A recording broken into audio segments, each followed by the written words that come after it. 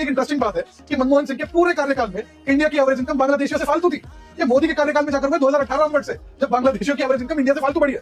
तो जो so called घुसपैठी आते हैं बांग्लादेश से, मनमोहन सिंह के टाइम पर अगर आ रहे होंगे तो it make sense. Sir even if Modi सरकार के टाइम पे आ रहे होंगे दैट टू मेक सेंस, क्योंकि जो बेटर बेंचमार्क है for comparison purchasing power parity, उसमें तो हम चाहे मनमोहन सिंह का टर्म हो या नरेंद्र मोदी का, हमेशा आगे ही रहे हैं। अब आप लोग पूछोगे कि ये परचेजिंग पावर पैरिटी क्या नई बला है, तो आ जाओ एक्सप्लेन करता हूँ। क्योंकि जो IMF अपनी रिपोर्ट्स निकालता है वो रुपीज़ में नहीं निकालता बल्कि US डॉलर्स में कन्वर्ट करके निकालता है। तो जब भी US डॉलर्स रुपीज़ के कंपैरिजन में स्ट्रांग होता है तो हमारी GDP की US डॉलर्स में वैल्यू ऑटोमेटिकली कम नज़र आती है। हमें डॉलर रुपीज़ की एक्सचेंज रेट से इतना कुछ उथल पुथल होता हुआ दिखता है। तो इसी चीज़ को सॉल्व करने के लिए अगर हम कोर इकोनॉमिक टेक्स्ट बुक को रेफ़र करें which is even used in universities like Oxford and UCL, तो हमें ये लिखा देखने को मिलता है कि अगर हमें GDP पर कैपिटा को कंपेयर करना है अक्रॉस कंट्रीज़ तो हमें एक सेट ऑफ प्राइस लेना होगा और दोनों कंट्रीज़ पे उसे अप्लाई करना होगा। इवन ये तक मेंशन है कि अगर हम ऐसा नहीं करते हैं तो that comparison would be unfair.